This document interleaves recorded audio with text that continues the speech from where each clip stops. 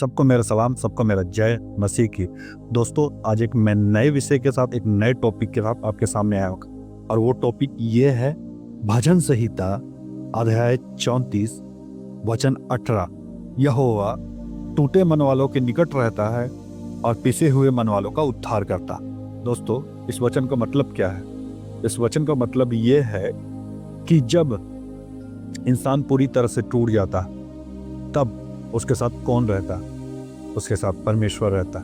क्योंकि परमेश्वर ऐसे लोगों को ढूंढता है जिसका इंसानों पर से विश्वास उठ जाता है, जो अपने आप को अकेला समझता है। तो परमेश्वर वहां पर उसकी ताकत बनता है। यदि वो परमेश्वर को पुकारता है तो वो उसका साथ देता है, क्योंकि परमेश्वर ही है जो इंसान को बल और ताकत देता है। मेरे दोस्तों, जब पूरी दुनिया उसके खिलाफ हो जाती है तब परमेश्वर उसका साथ देता है। मेरे दोस्तों, यदि वो परमेश्वर को पुकारे तो परमेश्वर उसकी सुनता है। मेरे दोस्त, जब सारे रिश्ते टूट जाते हैं, जब लोग पूरी तरह साथ छोड़ देते हैं, लेकिन परमेश्वर टूटे दिल के सबसे पास होता है, उसके करीब होता है और वो उस पर ध्यान करता है।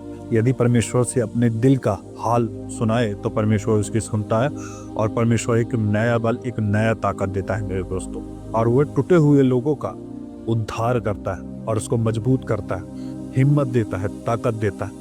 परमेश्वर ही मेरे दोस्त, जब आप पूरी तरह टूट जाएंगे मेरे दोस्तों, आपको चिंता करने की कोई जरूरत नहीं मेरे दोस्त। आपको परमेश्वर आपका साथ देगा और वही परमेश्वर आपकी मदद करेगा और आपको रास्ता दिखाएगा और आपकी अगुवाई करेगा। तो हमें क्या करना है? हमें परमेश्वर पे बिलीव करना है और हमें जो कष्ट, हमें दर्द है, वो हमें अपने परमेश्वर से बता, ताकि वो हमारी अगुवाई करे, हमें हिम्मत दे, ताकत दे, क्योंकि यहोवा टूटे मन वालों के निकट रहता है। तो दोस्तों, वचन क्या कहता है कि वो टूटे मन वालों के निकट रहता है, जो संकट में भी परमेश्वर को याद करते हैं, क्योंकि परमेश्वर ही है जो हमें बचा सकता है। चाहे पूरी दुनिया हमारे खिलाफ हो जाए और परमेश्वर हमें बचाएगा। मेरे दोस्तों, यदि हम अपने स्वयं इच्छा से उसके पास आते हैं और उसको अपने संकट की घड़ी में पुकारते हैं तो वो हमारी सुनता है, क्योंकि वो दया करने वाला परमेश्वर, वो लोगों पे दया करता है।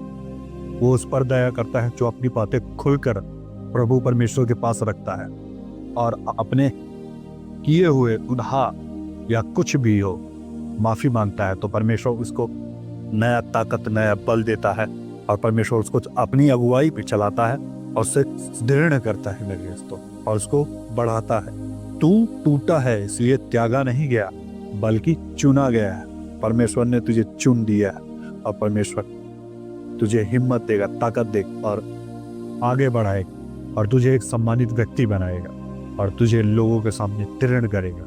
ये है परमेश्वर मेरे दोस्तों, इस वचन का ये मतलब, आशा करता हूँ आपको इस वचन से समझ आया होगा और आपकी आत्मिक उन्नति हुई होगी। मैं फिर आऊँगा मेरे दोस्तों एक नए विषय के साथ, एक नए टॉपिक के साथ। मैं ऐसे छोटे छोटे वीडियो बनाता रहूँगा ताकि हम सबकी आत्मिक उन्नति हो। ठीक है दोस्तों, फिर मिलते हैं नए विषय के साथ, एक नए टॉपिक के साथ। सबको सलाम, सबको मेरा जय मसीह।